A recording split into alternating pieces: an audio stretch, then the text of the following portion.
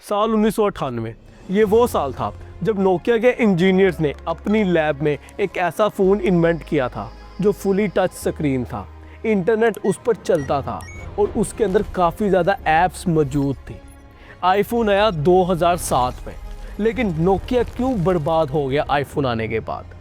Nokia के पास iPhone से 9 साल पहले ये टेक्नोलॉजी थी, लेकिन नोकिया क्यों बर्बाद हो गया? आज की इस वीडियो में आप ये जानेंगे। लेकिन उससे पहले ये समझे कि नोकिया कितना बड़ा था। नोकिया का टोटल मार्केट कैप $250 बिलियन था।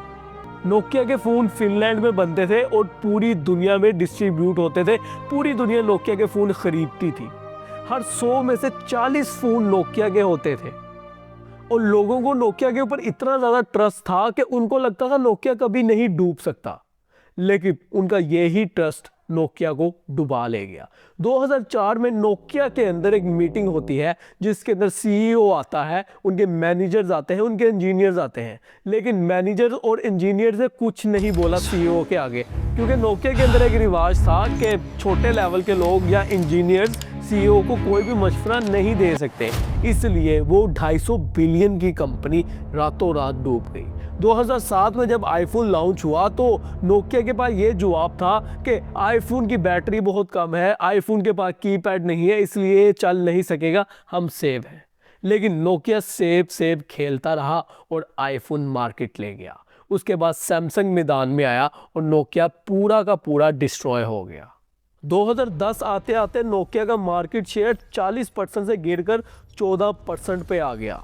2012 तक स्टॉक की वैल्यू 79% क्रश हो गई।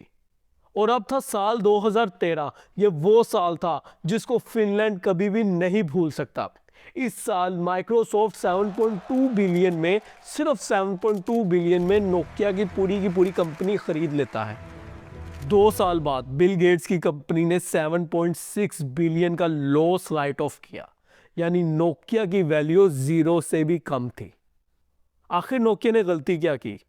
नोकिया ने स्ट्रेटेजी नहीं बनाई, मार्केट को नहीं देखा। मार्केट चेंज हो रही थी, लेकिन नोकिया को एहसास ही नहीं हुआ। अगर नोकिया 1998 में अपना फ़ोन लॉन्च कर देता फुली टच स्क्रीन, तो आज नोकिया बहुत ऊपर होता और आईफोन से ज़्यादा नोकिया सेल हो रहा होता। इसी के साथ अल्लाह हाफिज़। पाकिस्तान जिंदाबाद।